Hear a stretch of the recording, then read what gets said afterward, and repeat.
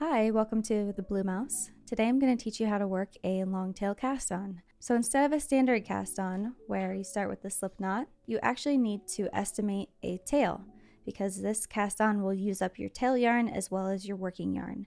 There's a couple ways that you can do this, but my general rule is that I measure out a tail that is 3 to 4 times the width of the project I will be making. If I need to cast on something that is 4 inches, I will actually want 3 to 4 times that amount, so 12 to 16 inches instead.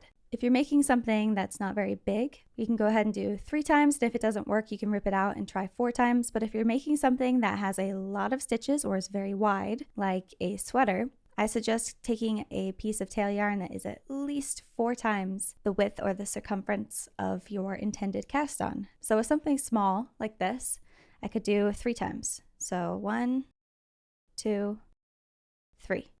And that's how long my tail is. So to begin, you need to measure out your tail, however long that needs to be. I take the tail on one end and the working yarn on the other.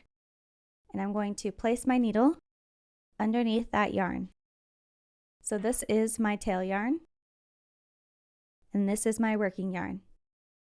We're going to take our fingers and grab onto that yarn and kind of pinch it together. And then you're going to take your index finger and thumb and place it in between those two strands. So again, this is my tail yarn and this is my working yarn.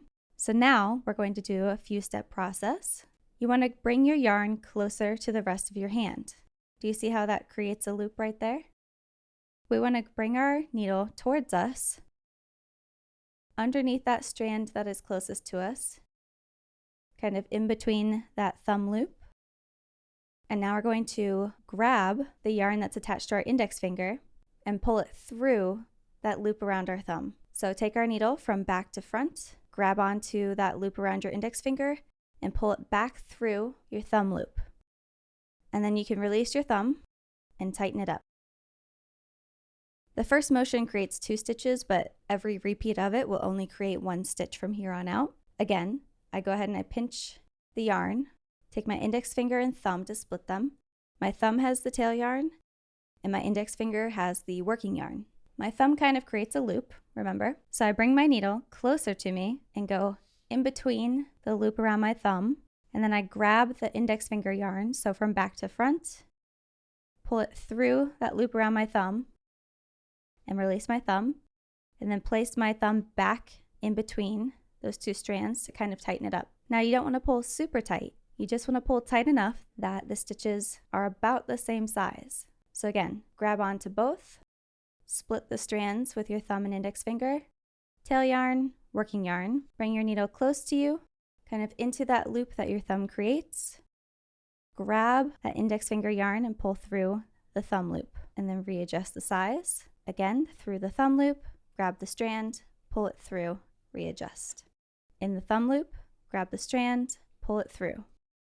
And after a while, you'll start to get the motion down.